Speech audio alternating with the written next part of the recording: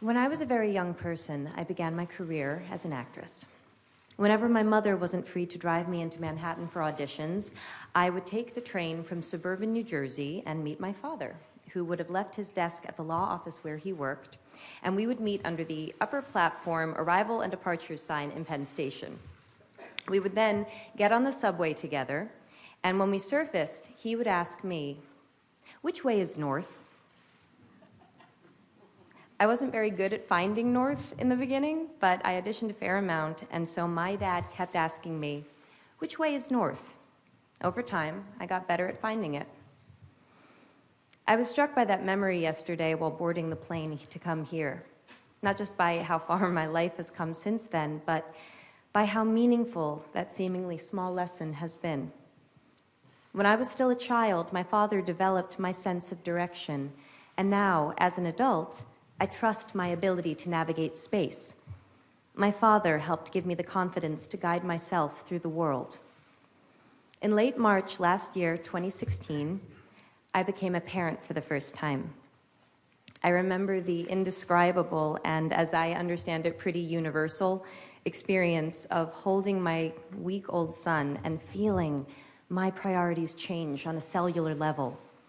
I remember I experienced a shift in consciousness that gave me the ability to maintain my love of career and also cherish something else, someone else, so much, much more. Like so many parents, I wondered how I was going to balance my work with my new role as parent. And in that moment, I remember that the statistic for the US's policy on maternity leave flashed in my mind. American women are currently entitled to 12 weeks unpaid leave. American men are entitled to nothing. That information landed differently for me when 1 week after my son's birth, I could barely walk. That information landed differently when I was getting to know a human who was completely dependent on my husband and I for everything, when I was dependent on my husband for most things, and when we were relearning everything we thought we knew about our family and our relationship. It landed differently. Somehow, we and every American parent were expected to be back to normal in under 3 months. Without income? I remember thinking to myself, if the practical reality of pregnancy is another mouth to feed in your home, and America is a country where most people are living paycheck to paycheck, how does 12 weeks unpaid leave economically work? The truth is, for too many people, it doesn't. 1 in 4 American women go back to work 2 weeks after giving birth because they can't afford to take off any more time than that. That's 25% of American women. Equally disturbing, women who can afford to take a full 12 weeks often don't, because it'll mean incurring a motherhood penalty, meaning they will be perceived as less dedicated to their job and will be passed over for promotions and other career advancement. In my own household, my mother had to choose between a career and raising 3 children, a choice that left her unpaid and underappreciated as a homemaker, because there just wasn't support for both paths. The memory of being in the city with my dad is a particularly meaningful one, since he was the sole breadwinner in our house, and my brothers and my time with him was always limited by how much he had to work. And we were an incredibly privileged family.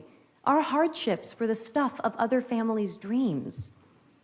The deeper into the issue of paid parental leave I go, the clearer I see the connection between persisting barriers to women's full equality and empowerment and the need to redefine and in some cases destigmatize men's roles as caregivers. In other words, thank you.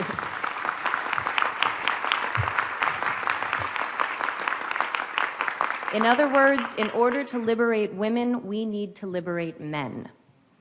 The assumption and common practice that women and girls look after the home and the family is a stubborn and very real stereotype that not only discriminates against women, but limits men's participation and connection within the family and society. These limitations have broad-ranging and significant effects for them and for the children. We know this. So why do we continue to undervalue fathers and overburden mothers?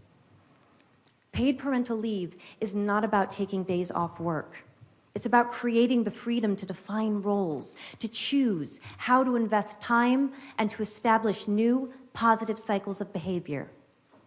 Companies that have offered paid parental leave for employees have reported improved employee retention, reduced absenteeism and training costs, and boosted productivity and morale. Far from not being able to afford to have paid parental leave, it seems we can't afford not to. In fact, a study in Sweden showed that for every month fathers took paternity leave, the mother's income increased by 6.7%. That's 6.7% more economic freedom for the whole family.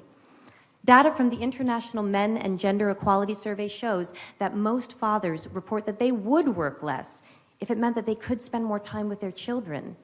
And picking up on the thread that the Prime Minister mentioned, I'd like to ask, how many of us here today saw our dads enough growing up?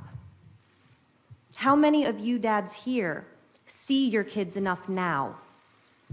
We need to help each other if we are going to grow.